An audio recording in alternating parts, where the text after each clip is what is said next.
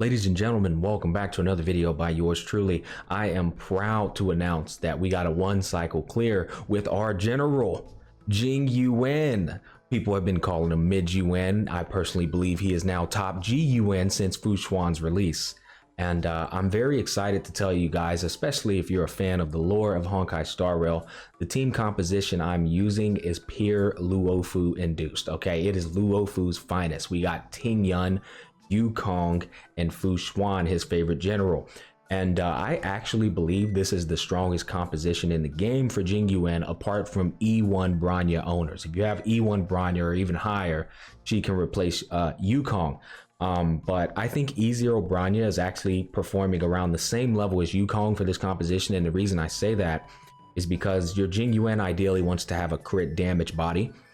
Since Fu Xuan gives him an additional 10% crit rate, he can actually sit around 80% crit chance. And Yukong, when she pops her ult, she guarantees every single one of his lightning stand ticks to crit strike, guaranteed. Whereas with Bronya, you have to rely on a little bit of RNG. So I really love this composition. Not to mention, it's much more it's closer to the free-to-play friendly side. And I can't say it's entirely free-to-play friendly because you do need an E6 Yukong for this to work very well. But it is free-to-play friendly because you got Jing Yuan and Yukong, just 2 4-stars. And then you have Jing Yuan and Fu Xuan. And truth be told, their banners were spread out quite wide. So if you were a true Jing Yuan main, you could pick up the Jing Yuan and you could pick up the Fu Xuan, yada, yada, yada. Anyways, I'm going to do a play-by-play as to how I achieved this 1Cycle clear. I'll give you all the good details. You guys know I like to go in depth. I'll also explain how you can get a 0Cycle clear. Unfortunately, I'm missing a little bit more investment to get that one. But what I wanted you guys to know is I don't have Jing Yuan's signature light cone. I don't have Fu Xuan's E1 or signature light cone. This was entirely achievable without any pay to win light cones. Granted, I do have the S4 of the Herta light cone for the erudition. So that can play a pretty big role in his damage, but it's nothing compared to a signature light cone. I want you to be clear there. And there's still a lot of investment left on the table for the team composition. So let's get into it, the play-by-play. And then after that, we'll show the builds off. I made sure not to edit anything out after clearing the run, so you guys could see that I had the builds on when I was doing that run, if that makes sense. Let's get into it. Okay, right off the rip, the technique combo. This composition is perfectly synergistic with techniques, meaning you can utilize everyone's techniques when you go into a rotation. You pop Jing Yuan's, you pop Yukong's or Jing Yuan's twice, and then you pop Fu Xuan's so that you go into battle with her presence already activated, and then you open up with Yukong. And the cool thing about Yukong, you don't even have to move a single inch from the spot when you go in. Look at this, watch. Good old Fate State night arrow shot from the distance. I'm Steph Curry with the shot out here, bro. All right, anyways, as soon as we open up, first thing you want to open up immediately with Jing Yuan's ult. And the reason you want to do that is because I have Dance, Dance, Dance on her. So yes, I will tell you right now, that is another thing you're going to need. Dance, Dance, Dance. I've been telling people since day one, Dance, Dance, Dance is like easily one of the most broken light cones in the entire game. Just, you know, getting everyone's action value down when you ult is just too broken, right? It allows people to go twice. It allows your main DPS to rock a DPS boot instead of a speed boot so that they can deal more damage and still be able to go twice. That's what I have on my Jing Yuan, an attack percent boot, but it's all thanks to Jing Yuan giving that 20% speed boost to my Jing Yuan on top of the Dance, Dance, Dance action value delay. And my Dance, Dance, Dance is S2, so keep that in mind. We are going to go straight into, let's go ahead and rewind that back. I'm sorry, guys. We're going to be doing the play-by-play. I want to make sure you understand everything we're doing. So again, we Jing Yuan ult, Jing Yuan benediction, and now Yukong skill. So Jing Yuan has a 50% damage bonus, 589 attack from Jing Yuan, and now in like an 80% attack boost from our Yukong. So his skill and his ult, bang. This damage you're looking at from his ult and his skill is considering that he has on all of those buffs.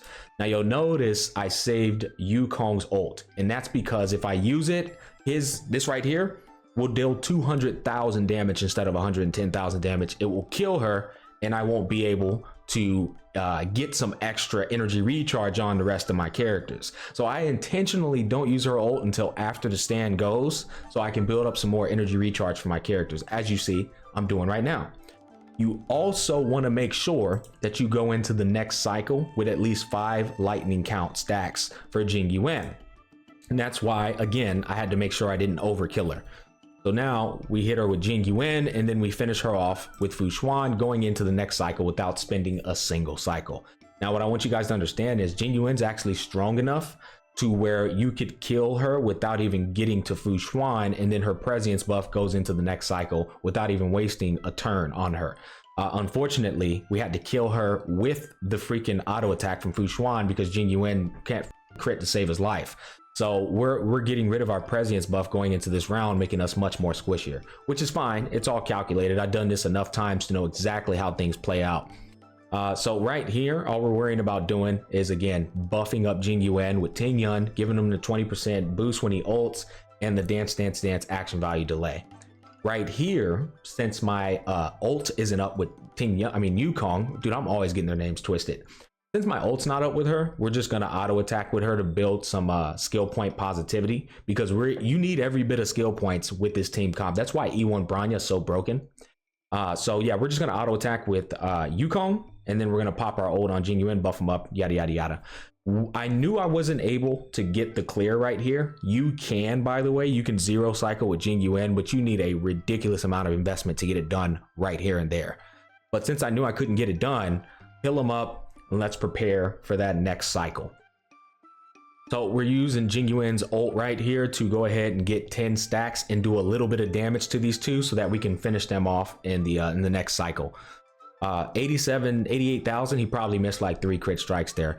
My boy has an 82% crit chance, mind you guys, and he still manages to miss his crit strikes. It goes to show you that people ain't lying. It's either 100% or 50% chance. All right, so we're actually able to get Yukong's ult right before this cycle ends, which is huge. That means we can go into the next cycle with her ult already up and set Jing Yuan up to get all of the buffs possible to finish these two off, which I believe we end up doing it by the skin of our teeth. So 5 lightning count already going into the round, and I'm telling you, it's very important to get that lightning count as soon as possible. If you don't, the lightning stand can actually get skipped by a whole cycle and end up going into the next cycle, which is a scuffed run. So you want to get that extra 2 stacks, because that speed will get him inside of the cycle and let him get his lightning stand off, which is huge. There's so many things about Jing Yuan, some like little intricacies that you got to really know. And I guess you got to be a Jing Yuan main to really understand them. But yeah, as of now, as things stand, everybody's ults are almost up, which is huge. There might have been a smidgen of RNG in here because Ting Yun's ult is just up as soon as I go to her, usually I have to use her skill to get her ult up. So there probably was a smidgen of RNG right there. You also want to make sure that your benediction buff is being managed quite efficiently on Jing Yuan. So yeah, her ult's already up. First thing I do, what is his benediction looking like? He has 3 whole turns, so I ain't got nothing to worry about. So we can go ahead and pop her ult, put it on Jing Yuan. That's gonna notice too, by the way, when I pop her ult, Jing Yuan is gonna jump in front of the Lightning Lord. Obviously, we need him to jump in front of the Lightning Lord so he can have 10 counts and do his ult and all that good stuff. So dance, dance, dance, coupled with his ult is huge, guys. That's why Ting Yun is just so god tier. We're giving him the crit rate, crit damage, and 80% attack boost with Yukong. That's why we just popped her ult. Now we're about to give him a 50% damage bonus with our Ting Yun. And now he jumped right in front of the Lightning Lord. What we're gonna do now, of course, obviously, is just go ham, because now he has all the buffs he needs. He has Ting Yun's benediction, her ult, Yukong's ult. Every buff that we need on him is on him, and now he can just pop off. And yeah, I go ahead and show all of that off. And this is how we get our 1-cycle clear. Again, I'll be working on the 0-cycle clear, but I need, for the thing with this one that sucks, let me go ahead and send them to the Shadow Realm. 147k, not bad at all. The thing that sucks is this guy's not weak to lightning, right? And my Jing Yuan has on all the pieces that are completely, almost seem arbitrary pieces, but they're the best pieces I have on my entire account. But the bad thing is, I don't have any set bonus, right? It's just random pieces with good crit rate value. But the ideal scenario for this in particular, one weak to lightning, the other one weak to quantum, the full 4-piece quantum set allows you to ignore 20% of the defense of somebody who's already weak to quantum. So if my Jing Yuan had the full 4-piece quantum set on, he would essentially be weak to lightning because he'd be ignoring 20% of this guy's defense. Unfortunately, I don't have that. And I'm pretty sure if I had the full lightning set as well, that would also yield probably the same value. But defensive shred is broken. But yeah, there you go. GG's. And guys, I'm gonna keep it a stack with you. Jing Yuan he's gotten, brother's not mid anymore. He's gotten much stronger. I'm not kidding. He's gotten much stronger since Fu Xuan's release. She just makes his kit so much more comfortable with the extra 10% crit rate, the reduced, the immunity to crowd control every time her shit is active. Not to mention she does good damage herself. She's skill point friendly, not as friendly as Lorcha, but friendly enough. Yeah, she's nice, man. And that 10% applies to Yukong when she pops her ult too. So he's 100% in my book moved up a tier. I'm not kidding. The dude is clapping cheeks. I don't have signature light cones, and I was able to get a 1-cycle clear, and I can get a 0-cycle clear too. I'm telling you, I can. I just have to, you'll see, I have to invest in my Ting Yun, Yukong, and Jing Yuan a little bit more. And if I do, I think he could finish off in 0 cycles. But yeah, this is just me showing off all the builds. As for, we got random pieces on him. We got 10% ice damage bonus, crit damage piece, attack percent boot, lightning damage, and then attack percent rope. And then our Fu Xuan has 119 speed, day 1 of my new life. She's rocking she's not even rocking a full speed set, and she's got 3 pieces on of the HP set. Again, this was purely just to throw on what I could on them. I didn't want her going too fast because sometimes she jumped in between my Jing Yuan and lightning stand, which would like completely scuff my Yukong ult. Now, this is not to say the best build in the game for her is full-blown HP, because I have HP on literally everything. That's not to say that's the best build in the game. As I always say to you guys, it's a nuanced discussion with builds. It depends on the scenario and a plethora of other variables. But in this particular scenario, I had on nothing but HP on my Fu Xuan. Also, a couple of other things I wanted to add in that I forgot to mention during the play-by-play. One, you always want to make sure Jing Yuan has the elites completely isolated before his lightning stand goes and rains down the sword of justice. If you have any like smaller mobs alive, the stand's gonna jump around to the smaller mobs, thus reducing the damage it can do to the elites. So I know he's an erudition unit, and you're thinking like more mobs, more AoE. Nah, you have to clear off all the smaller mobs on the field before his lightning stand goes, so that it can focus all of its single target damage on the elites only. If you don't, it's gonna be a scuffed run, 100% in terms of his damage. It's gonna take more and more cycles. The other thing that's worth mentioning is just a bit of a brag. Doing a 1 or 0 cycle with the sustainer is massive. I don't think you understand. Most 1 or 0 cycles is like 3 whole supports. It just goes to show you the massive insane value of Fu Xuan, our general as well.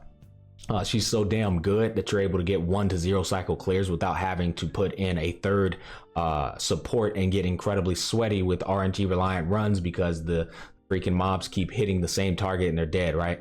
That's insane value. So like I said, I think this composition with Jing Yuan has just moved him up at least half a tier or a whole tier higher. I'm not kidding. The guy's clapping them cheeks. Test them out yourself, you'll see what I mean. Most of the runs you see on YouTube with a lot of these cycle clears, they have pretty pay to win induced builds. And I'm not saying mine's obvious. I've definitely spent money on my account, but it's definitely well within the means of most free-to-play friendly and low budget spenders to achieve. Let me know what you think down below. As always, thanks for watching. Peace, love, and happiness, and I'll catch you on the flip side.